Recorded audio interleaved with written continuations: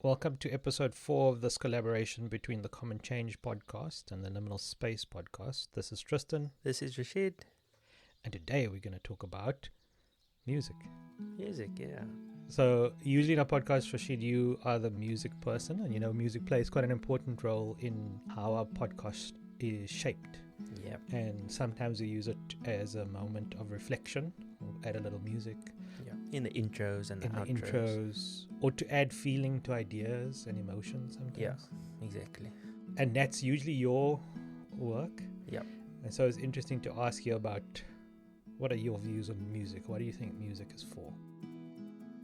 When I was editing the very first episode of our podcast, which was probably 2 years ago now, I remember, because I'm always working on songs and compositions and like musical sketches, and I remember intentionally choosing clips which had like indigenous African instruments and just stuff that felt like a little bit like home. And I remember saying that to you, that I did that on purpose. I shared in the first episode that I'm also involved in ethnomusicology, the cultural study of music. So music is something I do think about a lot, particularly thinking about music in terms of it not just being a form of entertainment, which is often relegated to in our modern lives, and I guess a lot of art is.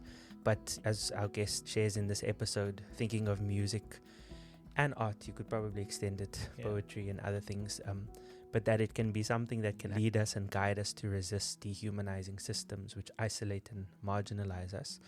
Music is something that can remind us that we're human and that we belong to something, whether it's our cultures or nations, that we connected to God, to nature, to one another. And music as well, it can also be political, it can bring joy, beauty, and it can help us walk on better paths. So it's a gift, I would say. In this episode, our guest was Ncedisa, and Ncedisa is a friend, and Ncedisa reminded us about morality and what courage looks like in the face of systems that are dehumanizing. Ncedisa is an African-centered systems change and field learning partner. She teaches systems change, and she helps organizations apply systems change to their strategies. And she also partners with collectives that are committed to discovering organizational well-being. This was a really fun episode, and we laughed a lot. Yeah, we did. So here's the clip. Music carries a story. A poem carries a story. Even a quote carries a story. Like the function of freedom is to free others. There's a story there, guys, you know. As a kid, I used to listen to all sorts of music because I grew up in a context where my mother had a gramophone, and that's what it was called. It wasn't like, it wasn't vinyl. What is vinyl? It's vinyl, yeah. So there was a gramophone, and there was jazz, and there was African music, and there was Julio Iglesias, and there was country music. Yeah. Enrique's dad, exactly. That one, yeah. Oh my gosh, I'm showing my age. And it was when Julio was singing, where I remember her saying to me one day when I was really young, and she was like, you know, music has this power. You don't necessarily have to understand the exact words. So don't worry about that. If the music speaks to you, and that stayed with me. So as a kid, I grew up listening to too many different genres of music, even the genres that I was a little bit shy to be listening to. Like I was the black kid who was listening to white music. You know what I'm saying? And one of the people I listened to a lot was Tori Amos, like that heyday of I guess the post-70s. So in the States, in the 70s, there was a lot of kind of reforms that happened where like money was redirected away from the arts and to other things, right? So I really used to listen to the musicians who were moving from that kind of point of resistance against that, or trying to, people who were filling the gap. Yeah. Anyway, so Tori Amos kind of fell into that for me, and she had this song, I don't actually even know the title of it, but there was this line that said, she's been everybody else's goal, maybe one day she'll be her own. And I always really liked that line. that's the other thing. I don't really listen to song words immediately, but that one kind of jumped out at me. And I remember a time when I would have been about 23 and I was doing a postgraduate degree, and the story in that song really kind of did me a beautiful service. I think that to this day I look back and I'm like, yeah. And the context was that I was on scholarship at the university, which meant that my tuition was paid for, and then for my living expenses I had to work a whole bunch of hours in a research center. And very quickly I started to see that the research center was not aligned with, I guess, my politics. I was studying a research psychology degree looking at critical thinking, community development, and natural resource management. So there was very particular kind of politics that was informing me being here, and the research center was not aligned in that. And in fact, there was just casual racism. So my discomfort, I ignored it for a while because it was also my only livelihood, right? But it reached a point where I couldn't ignore it. I was being asked to take part in a research study that, when I looked at it, the very tool that was being used was going to set up the results that could then, I think, be weaponized against black men, right? And when I raised that and I said, we can create a tool. We don't have to use a tool that's been used in Europe in the 70s, you know. we can build a tool that is contextual. And actually, I have just the person we can work with, who was an academic who was based at UCT, who had supervised me in my previous thesis. So like I came with a solution, and that got ignored. And the ignoring was, okay, cool, can you translate the questionnaire into Xhosa? So I kind of found myself at a point where I was like, if I continue, I feel like I'm colluding with something that is not, with something afrophobic, racist. And one of the things that really got me to kind of make the decision to effectively step away from the scholarship, which is what I did, was that line coming back to me. That line from Tori Amos saying, she's been everybody else's girl. Maybe one day she'll be her own. When I heard that line, it was very clear to me that what I had to do was to ground into the truth that I was seeing, and say no to the reward of being complicit with what, as I say, I thought was just racist academics.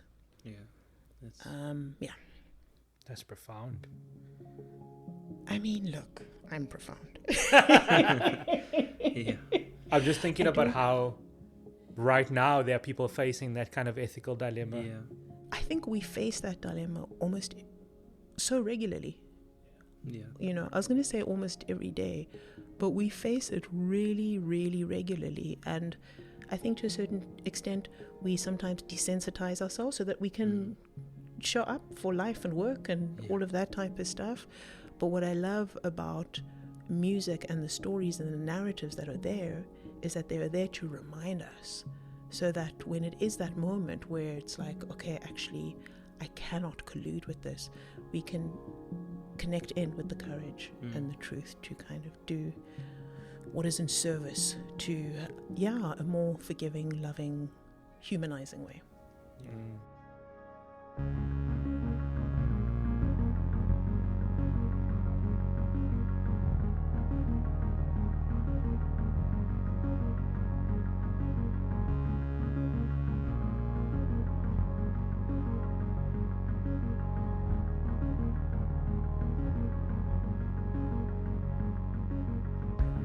So what stands out to me is that idea of collusion or non-collusion. Ncedisa speaking about that, her choice to not collude. And I wonder in some ways whether it's almost inevitable that we do collude with the status quo because of the systems that are prevalent in our world. I like to start with, okay, I am complicit. I already know I'm complicit. But I need to be aware of that, and then I need to make some choices, because it's otherwise you're paralyzed because you don't want to do anything because you might feel like you now compromising. But I think we are compromised. And unfortunately the system is such that it forces us to be compromised individuals, to add to our own dehumanization. Yeah. Even if you think about just the kind of work that we have to do to make a living, the fact that we have to work to earn money to live, in some ways feels like that will make you complicit. And then you're forced to buy food, for example, and other products that are produced from exploitative labor and things like that. Exactly. What stood out for you? Yeah, so I guess there's that side which I really agree with, and the idea of negotiating our complicity. It's such a significant one because, like you said, the systems and the world, the way things have been set up is in unfair and unjust ways. So we kind of live within that imagination of that world. I guess the other side of things, what I was thinking about, so there's two sides. The one from the perspective of, in this example, Ncedisa was speaking as a beneficiary of a scholarship. And then I also think about the benefactor, the person who's giving. You know, we all have resources in some ways, not saying we're millionaires or billionaires, but like we have something that's in our hands. And thinking of the idea of what if we, for people who are giving in various ways, and it doesn't necessarily need to be financial, it can be in other ways as well. But what if we would think about giving as an act that lays down our power to create a better world? Because the reality is wherever there is some sort of giving, there's always power, there's always control. There's always, okay, oh, you're a cool person, I'll give to you, but you need to do things this way or that way. And like with Ncedisa in the example she was speaking about, how cool would it be if the people who gave the scholarship were just like, you want to create a different tool that's a contextual tool for social analysis or for what she was busy with? That would be amazing. And then perhaps that could inform research that was being done in the global north, you know. But they now took something from the global north and said, you must apply this, even though it just didn't land. It was fundamentally wrong, as she said. She kind of discovered. So that would be something that I would think about, giving, again, laying down of power. But I think like fundamentally, the narrative behind that would be acknowledging that we're all fully human, we're all just as equal and deserving as one another. So you don't need to dictate or control what people should do or how they should do it. You don't need receipts. Just give because, you know, you acknowledge someone as just as human as you are. So yeah, that's kind of from that vantage point. I think that's also valuable and important to add as well.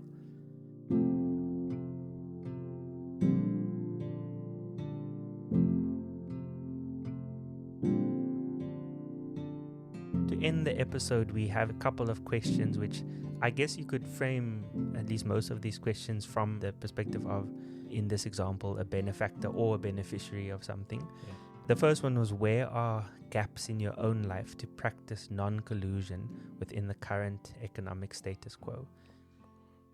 And a follow-on question from that could be, if you analyze your life, where is it that money dictates your decisions to a point where you betray your own values or people or the earth? Yeah. They're not saying as a judgmental thing. Sometimes pragmatism means that you have to make some of those choices. But I think it's good to be aware as a starting point of where those decisions are made if we're going to try and be better at this. Yeah, absolutely. Another question was, how can you disrupt your own patterns that cause economic isolation? And with regards to this question, maybe I'm thinking more from the benefactor side. Maybe you've seen examples in your family or friends or social upbringing where there is this idea of giving, but that giving is always done even from a place of charity, where it's like, oh yeah, we give to those poor people, as opposed to we give to people who are just as human as us. And disrupting that pattern of giving, and giving in a way that rehumanizes and dignifies people, that could be beautiful. Yeah. And then maybe the last one is to bring in the idea of stories and music and art, those very things that make us human, I think, in some ways. Are there any of those things that could be tools that guide you to this practice of, Ncedisa called it, a more humanizing way? So are there things that when we listen to them or look at them, they do something to us that guide us in a more humanizing way? So maybe part of these questions are pushing us out of our comfort zones into something that is a little discomfort, and then maybe staying in that discomfort for a while as we figure this out, because it is an uncomfortable question to think about, laying down power. That's not an easy like, you know, it's a difficult thing, and maybe we should acknowledge that is uncomfortable, and maybe it should be, and maybe we should practice being in that space of discomfort for a while we wrestle with these questions. Yeah, exactly like you said, perhaps music is that thing, or art is that thing that can give us the courage to take a better path.